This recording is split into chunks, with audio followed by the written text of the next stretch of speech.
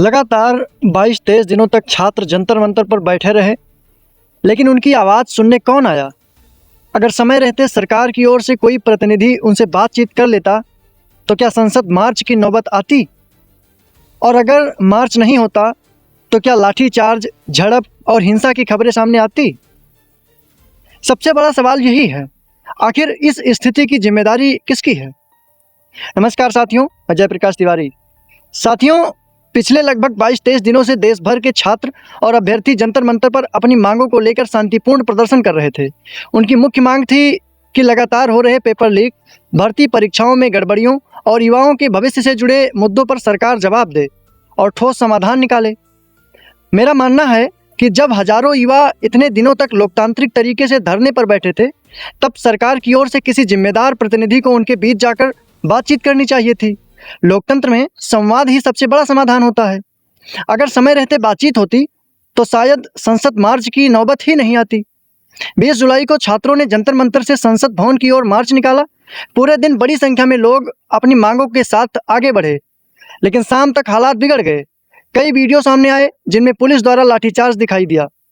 वहीं दूसरी ओर ऐसे वीडियो और रिपोर्ट भी सामने आए जिनमें कुछ लोगों द्वारा पथराव, पुलिस कर्मियों के घायल होने और सरकारी वाहनों को नुकसान पहुंचाने के दृश्य भी दिखाए गए।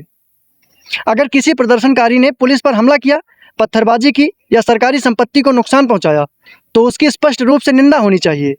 किसी भी आंदोलन के नाम पर हिंसा स्वीकार नहीं की जा सकती। लेकिन इसके साथ ही एक सवाल सरकार से भी बनता है। जब छात्र इतने दिनों से अपनी मांगों को लेकर बैठे थे, तो उनकी बात सुनने में इतनी देर क्यों हुई? अगर शुरुआत में ही संवाद होता, तो क्या हालात इतने तनावपूर्ण होते? क्या लाठीचार्ज और टकराव से बचा जा सकता था? लोकतंत्र केवल कानून व्यवस्था बनाए रखने का नाम नहीं है, बल्कि जनता की आवाज़ सुनने का भी नाम है। और आंदोलन केवल अधिकार नहीं, बल्कि जिम्मेदारी भी है। इसलिए सरकार का दायित्व है कि वो युवाओं की बात सुने, और आंदोलनकारियों का दायित्व है कि वे हर हाल में आंदोलन को शांतिपूर्ण बनाए रखें। आज जरूरत किसी एक पक्ष को दोषी ठहराने की नहीं, बल्कि यह सुनिश्चित करने की है कि भविष्य में कोई छात्र अपने अधिकार के लिए सड़क पर बैठने को मजबूर ना हो और कोई आंदोलन हिंसा में ना बदले।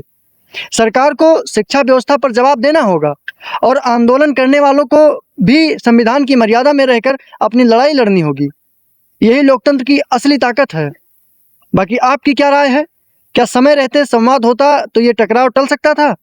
अपनी राय कमेंट में ज़रूर बताइए। वीडियो पसंद आया हो तो लाइक करो, शेयर करो और हमारे चैनल को फॉलो भी करो। धन्यवाद।